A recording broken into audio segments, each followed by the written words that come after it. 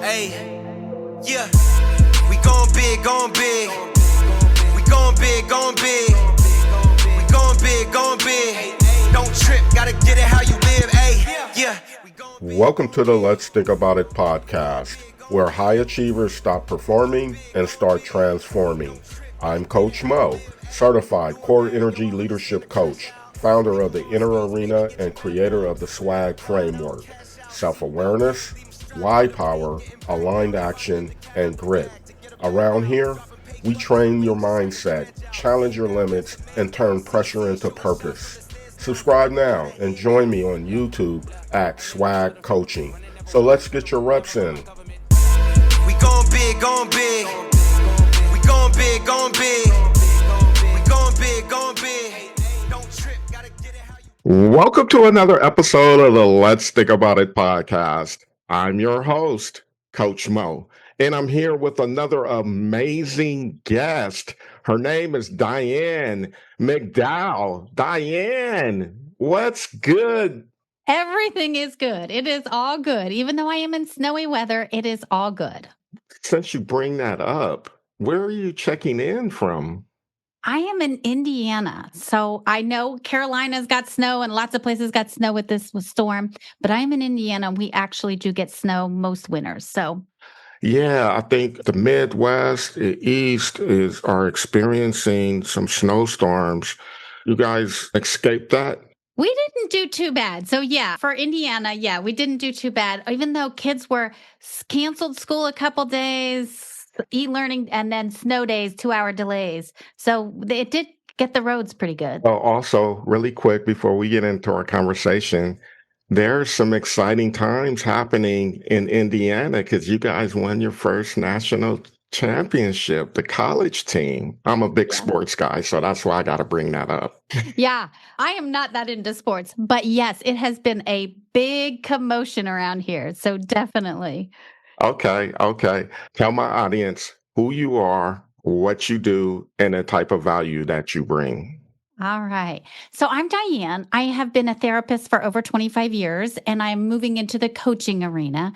And my focus is really on emotional stability and emotional safety. I actually was raised in a religious cult until I was 14. I didn't grow up with a lot of emotional safety. I actually grew up with very little to none. And what I started to realize is so many of us are missing the ability to create emotional safety for ourselves. We look outside for someone else, something else to make us feel safe. And so I do a lot of work with people on from the inside out. And I see that you do with your S.W.A.G, you do a lot of inside out work. Right. Really looking at from the inside out, creating the life you want and stop looking for something or someone else to give you that sense of safety. So that, because without a sense of safety, most of the skills we learn aren't useful because we don't, when we're not feeling safe, we can't actually implement them. Okay. So you mentioned therapy and you're transitioning into more of coaching. Tell my audience, how do you differentiate the two of therapy versus coaching? That is so, everybody has, I think, a different idea of what that means. I think in the past, people would have said therapy is more focused on the past and what happened to you and healing that past, and coaching is more future oriented. I would say that's not necessarily true anymore, that therapy is also very much future oriented. However, for me, the difference is I don't spend a lot of time on why I am the way I am. I look at more. And in coaching, it's much more, what are we going to do about it? Who are you now? Who do you want to be? And how do we get you there versus healing the past traumas or the past things? So it's such a hard thing to discern the difference between the two, I would say. But for me, it's really focusing more on who do you want to be? And let's get you there. Okay. And then one of the things that you also mentioned through your introduction was more so around helping clients and people get a hold of that psychological safety component. Yep. How do you do that? How does one show up to gain control over that? I have my strategy, but tell me what you do. So what I do is I have three main pillars that I help people with. And the first one is wise watcher. And it goes with your swag with the whole become aware of things, your first step. Mhm. And so you have to become aware. You have to understand what you're currently doing, have insight before you can really change it. So what I teach people is start to become the wise watcher and visualize standing outside yourself and watching what you're doing, watching what you're saying, watching the thoughts you have. And when you learn to become the wise watcher, then you can start changing things. But a lot of times people want to just start changing things.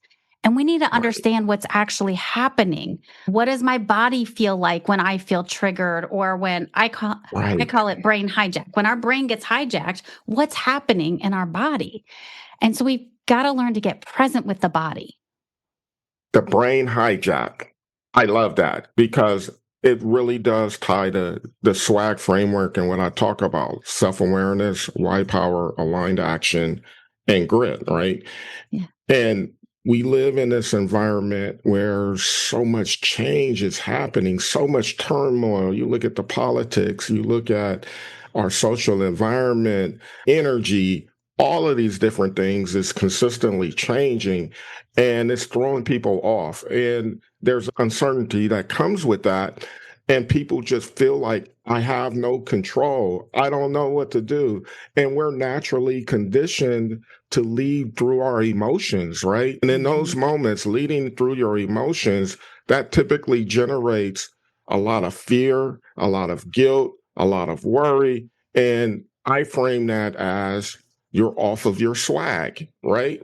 Because in those moments, in that particular moment, when you're feeling so afraid, you're feeling so worried about the possibilities of the future that you can't really understand what's going to happen, one, you lose sight of your self awareness in that moment and what that inner critic might be transcribing in your mindset that may be flawed, and you're listening to it and it's triggering a certain emotion, which ultimately distracts you away from your core purpose in that moment, which makes you feel a little bit stuck because there's no action taking place in that moment.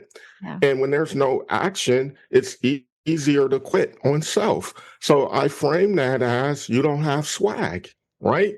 In the Yeah. moment that you can really gain, just like you said, regain from your brain being hijacked, self awareness is present. It has to be present because Yeah. if your brain is being, and this is just my concept, my understanding, just listening to what you said about the brain hijacked, and you can go a little deeper into that for me. But I'm thinking if my brain is getting hijacked, I'm not aware that it's getting hijacked. And I'm in a state of just reacting. Typically, if I'm just reacting, I'm following through on the feelings that I have in that moment. And that means I have no choice but to accept these feelings. But that's not true. That's not Yeah. true. And what the work that we do, we create power of choice and remind people that, you know what? You can control this. You don't have to react to this. You just Yeah. have to learn how to set some intentions. And that's where swag comes in for me. If you could have the presence to say, damn, my swag is off right now. Okay, let me get back. Boom, that's it. And now you have this consciousness to move forward. So I'm interested to take a deeper dive into how you frame the brain hijack and coach your clients on how to utilize that concept. All right. The brain hijack, the way I describe it, and I wanted to go to what you were saying, like what you're talking about is really being self led, not emotion led. A lot of times we let emotions lead. And when we're talking about not getting hijacked or learning how to, if I get hijacked, how to unhijack, it's really not letting our emotions lead us or what happens is our brain is designed for survival. So we have our reptile brain, which most people have heard about and talked about on our brainstem, that is designed for fight, flight, freeze, or fawn, and it is designed for survival. So what happens is our brain will think that the person we care about or the person in front of us is dangerous. Our brain will literally say, danger, danger. And so we will treat them as dangerous. We will say horrible things. We will think like we will see them as a threat and start attacking. And so that's what happens when we're hijacked. And we are led by the emotions, by our fear, because it's a fear reflex. Our brain is designed with the fear reflex that says, my job is to protect you. So I use the analogy of a dog. If you have a dog, I have a black lab. If someone comes to our door, our dog barks, but our dog is not dangerous. It's not sabotaging us. Its job is to bark when somebody comes to the door. That is our reptile brain's job, is to look for danger. So it's not like our brain is broken. It's not like something's gone wrong. It's our brain is doing what our brain's job is to do, is protect us and keep us safe. It's just that there's not a real danger. So it's misled and thinking danger, danger when there's not. So we have to be able to lead it and recognize this isn't really a danger. So a big part of what I teach people is how to get back into their body and realize I'm safe. I'm okay. I'm not really in danger. My brain is just trying to protect me. And when we can come back into our body and ground in, there is really no danger here, then we can come from a different place of compassion and understanding and curiosity. How does one make that shift, though? Because in what you're saying, you're 1000% right. The problem with that, though, is a person has this narrative in their head, and that punk ass inner critic is chirping, you shouldn't do this or this and this. How does one learn as they get back into the body and leading self?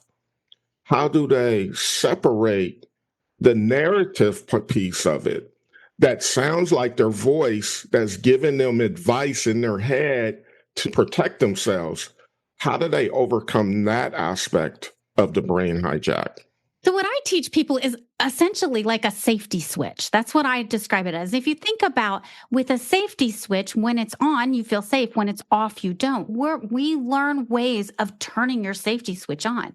And one of them, everybody could be a little different, but the general idea is practicing a new neuropath. So you have a neuropath that says danger, and it's fear-based, which we don't have danger in our lives like we used to. We don't have bears chasing us. We don't have to kill things to live anymore.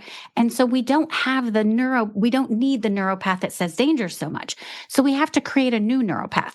So what I teach is power sentences. So I have my clients find power sentences that help them soothe when their brain says danger. And so they practice those. So I actually teach people practice them 5. The more you practice it, the more you create the neuropath. Yeah, you got to get the reps in. Yeah. Yeah. So I suggest 5 times a day, breakfast, lunch. So when you wake up, breakfast, lunch, dinner, and bed. Those are natural transitions in our life, which we can habit stack that with. And so we practice those, not just saying them. They're not just, you're stepping into them, you're owning them, you're becoming them. So I use the example of a dressing room. And I'm like, when you go into a dressing room, you put on an outfit and you're like, do I like how it feels? Is it me? Does it feel comfortable? And you're doing that with your power sentence. You're stepping into your power sentence in a dressing room. And you're like, how does it feel to think this? How does it feel to experience this? What are the sensations in my body when I experience this? So you start stepping into the person who believes the thought you're practicing. Okay. So then help me understand this. In real time, okay, I'm a leader. I'm working under pressure. There's a critical decisions that I got to make, and I'm expected to make this decision, and I know it won't go well with my team, and I'm carrying all of this fear, and I have to provide this update, and I know I'm going to get pushed back, and I know I'm going to be viewed as a bad leader, and this is the narrative that I'm naturally carrying, and I have this deep fear that's never really been addressed. And my typical pattern is to avoid these conflicting, difficult conversations type scenarios. In real time, what would you tell someone to do and how to respond when that fear is so loud? And I get the strategy of what you were saying in those 5 points throughout the day, but I'm saying like in real time, like shit is hitting the fan and I got to make a decision. And my default is to avoid it and go into hiding in something. But what do you tell someone, or how do you coach someone in real time to navigate something like that? Okay. So I teach 3 little ways to take a pause and then scan your body. So I tell people get a drink of water, go to the restroom, or excuse yourself and just go to your car or something. If you can, to check in with your body for 1 minute, to remove yourself. Because what happens is you can't read a piece of paper that's on your nose because it's too close. Right. When we are in that space, we can't see it clearly. So we have to create a distance so we can look at it clearly. So when you take a pause and scan your body, what's happening? And really just going through your body, like what's fear, what's fact, what do I need to do with this? Because what we do is we get stuck in our head and we Right. spin a narrative that's not useful. So we've got to get out of that. So the other thing I teach is listing facts. What I teach is there's 2 things in our brain, facts and drama. If it's not a fact, it's a drama. So I have people list out what are the facts here. So if you can take a second and just list out what are the facts, and the rest is drama, and not give it attention. Don't feed it. Don't give it attention. Just let it be there. Don't try to make it go away, but don't feed it either. Yeah, I love that. I love that. Facts versus drama, because the inner critic is always fueling the drama, the space to react in real time. And it creates this scenario in our head that, oh my God, fire, we need to do something. We got to put this out. We can't, blah, blah, blah, blah, blah. And I love what you said, because I teach my clients the similar. I say, pause, just like basketball professionals, right? The game is on the line, less than a minute in the game, you're down 2, you're at the free throw line, and you're there to tie the game and take the lead, right? And you're a professional athlete, and I'm talking about basketball. And in that moment, the crowd is going crazy. It's high tense. The game's on the line. The team is relying on you to make these free throws. And what do you see professional athletes do? They pause. Oh, They yeah. take So they that won't deep choke. breath. They visualize the ball going in. They use their form before they shoot. The ref throws them the ball. They do it again. They pause, breathe, shoot, swish. And then they do it again. And they condition their mind to do that. So then when they go to the free throw line, it's automatic. And see, I teach my leaders that because they don't have a locker room to really coach on certain habitual situations like this. Like, we don't, on the up and come up as leaders, there's no school that's teaching us this. When you go to college, they don't talk about this. Everything is theory based until you actually get into leadership situations and things is just coming at you. And we're not taught to pause. We're conditioned through society to just react based on our emotions. And you don't know what you don't know. Your parents did it. The people around you do it. Everything like that. So now you're in these high tense situations, and it just becomes a repetitive sequence that's hard to get out of. As our clients meet professionals like us, and we show them the light that there's a different way, just pause, breathe, reground yourself. But the key about it is the reps. And that's what you said too, is the repetition of doing this consistently. Because when you talk about the athletes, that's what they do. They get their reps in so that it becomes a natural habit. Free throw line, pause, breathe, visualize, shoot. I want to pick up on what you said about visualizing. That is so critical. So we do it in sports. We don't do it in most of the other areas of our life. And we need to be like picturing, visualizing, seeing yourself doing it. There's so many studies about visualizing being able to play piano, and the person who actually plays piano and the person visualizing learns just as much or more. You don't actually have to do the action for your brain to see it and experience the neurotransmitters, the results of it. So what I teach my clients is bed and waking up and going to sleep, alpha to beta and beta to alpha. We are very easily influenced. Our brain it's easy to brainwash ourselves. Right. So using that time when you're between sleep and awake to really visualize and picture and step into that person, being that person, how does it feel? And we can really influence our brain and speed up the neuropaths being created by doing that. You're just right on this. You're so right. And I'm going to take a level deeper, though, and I want your take on this. Okay. As individuals who may not have ever been trained on this, we have certain experiences, and some good, but some bad. Particularly, like you said, our brains is trained to be in survival mode, right? And so when we have bad experiences, it's easier to remember that. And through that memory, there's a picture. Okay. But then on the flip side, the subconscious doesn't know the difference between what's real and what's not. It just formulates whatever you can form an image to. And I personally feel it's more difficult for a person who's been in a habit in survival mode that naturally creates those memories of things that went wrong, right?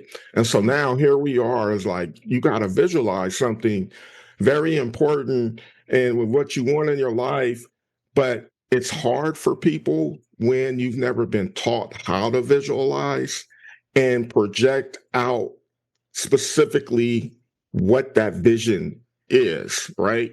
So the default in key situations is to default to the picture of your past that wasn't such a good idea. And you have that inner critic that validates the picture, which creates a scenario where you don't feel hopeful about the future or about that particular situation.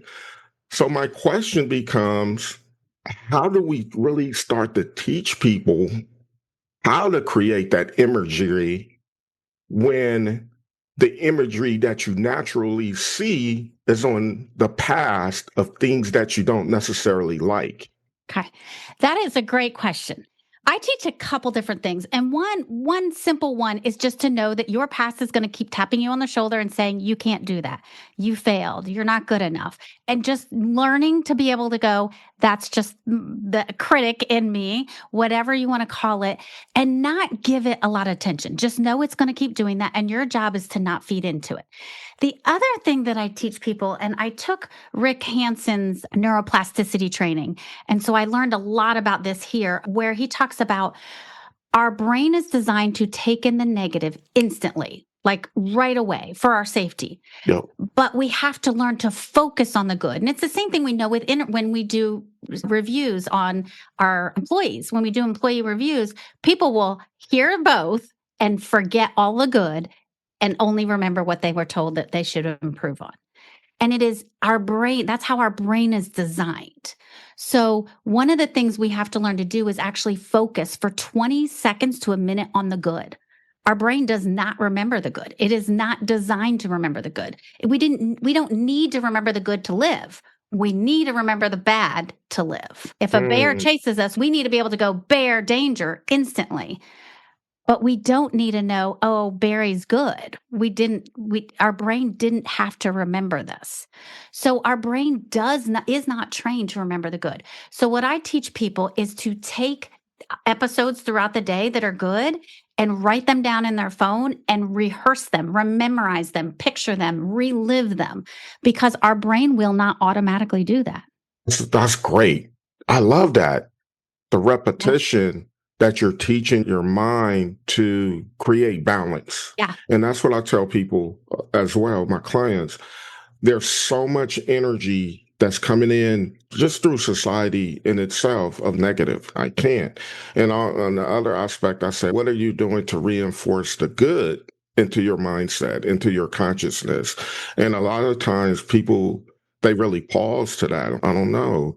And one of the other things that I help teach is putting consciousness on gratitude, just having gratitude thoughts throughout the day and just creating certain little habits. Every time you go to the bathroom, just have a gratitude thought, right? And then what really starts to happen is we do the exercise, right? And they come back and say, man, I forgot to go into when I go into the restroom or the kitchen to have a gratitude thought. And I said, okay, what did you do when you realized you forgot?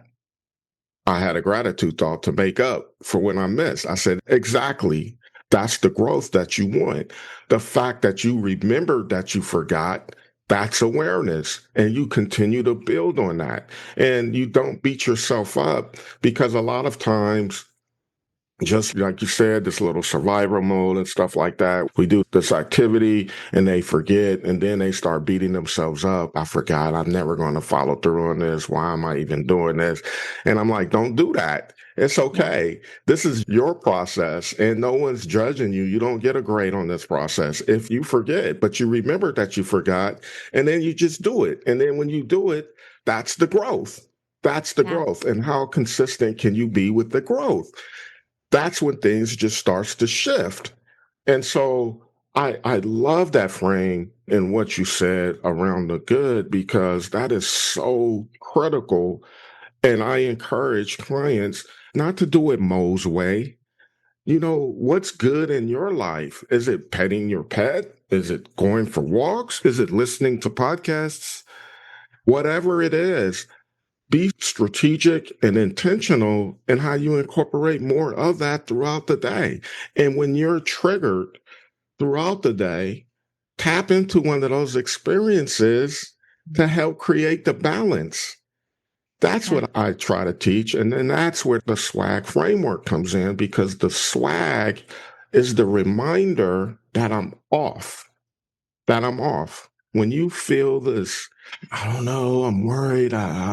When you feel that stuff, you have no swag just in that moment. And that's the reminder. Oh, how do I get back on my swag? Is there an action I need to take? Maybe I just need to remember my purpose right now. Maybe, you know what?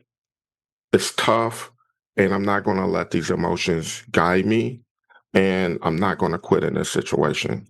And that's the grit aspect of it. But whatever it is, it's just a word as the reminder, as the signal that I need to bring good in right now so I can feel better. So I love that concept of what you said. I like to teach my clients and people that I talk to about this stuff about checking in with yourself. What do I need right now? Sometimes we know we're off, but we just can't figure out what it is. And so what I say is do more of what's working and less of what's not, which we've all probably heard. But then checking in with yourself and going, like, asking yourself, what am I needing right now? And literally, if you can, say it out loud. Because when we do it in our head, we use less of our senses. So when we are creating new neuropaths, the more of our five senses we use, the quicker we will create it. So for me to think it in my head, I'm not saying it out loud and I'm not hearing it again. So the more we see it, hear it, think it, we create it. So if you can, what I tell people is when you're driving in your car, record yourself saying your power sentences, saying what you want to create. Listen back to it. Make sure you sound like you're speaking not in a high-pitched voice up in your chest, but from your gut. Make sure you like how you sound. Practice again. Listen to it again. The more you rehearse it, the more you create it in your brain. And then when you need it, it rolls off your tongue. You're like, it just comes to me. What about writing? I love part of my growth process personally. I have notebooks just filled with affirmations about myself and just, I am a great dad. I am an amazing person. I love myself. I love my family. I love my wife.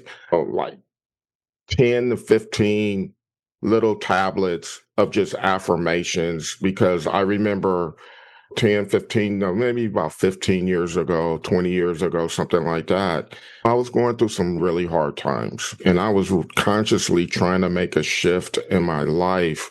And I was carrying a lot of that imposter syndrome and that victim mode mindset. Why does this keep happening to me? When I was introduced to coaching, that was part of my process, like to start getting out of my own way, to start leveraging my true value and my worth, because I spent a lot of time listening to that punk ass inner critic and believe in it. What helped me was the journaling aspect of just writing out affirmations day in and day out until I actually believed it.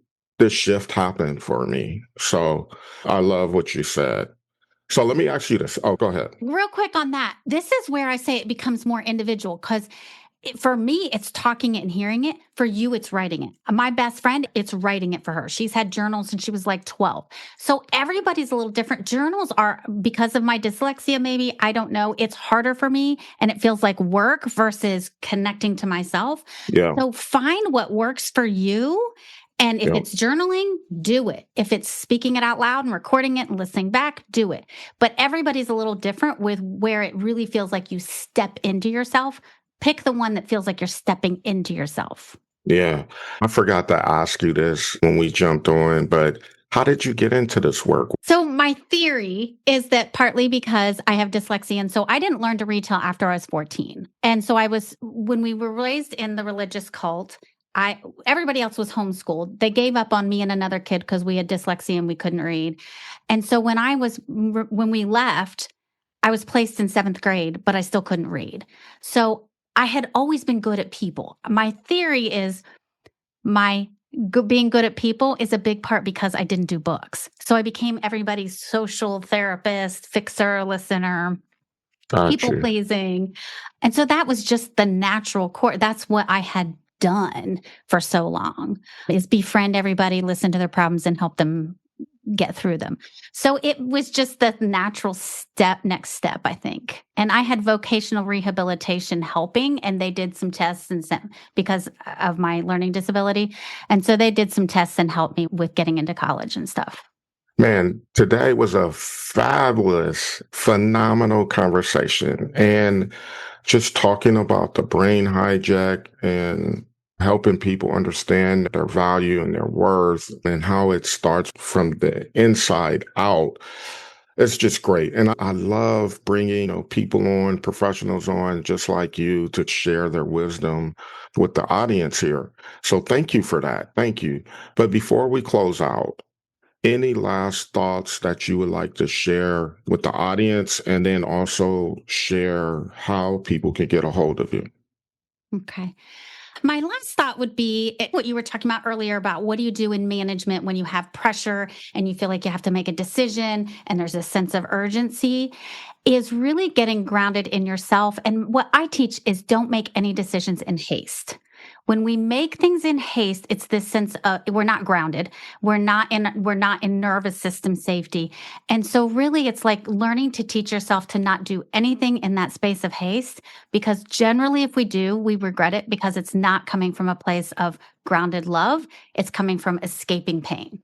And how can my audience get a hold of you? Emotional safety. My website is emotionalsafetyco.com. emotionalsafetyco.com. And under free, there's free resources and there's a quiz you can take about emotional safety. There is a mini course under there. And then the truth and lies about relationship and emotional safety. Awesome. Thank you so much, Diane. It just sounds like your work is amazing, helping people get out of their own way, overcoming the brain hijack. Thank you so much for your wisdom and your insights that you brought today. That's another rep in the inner arena.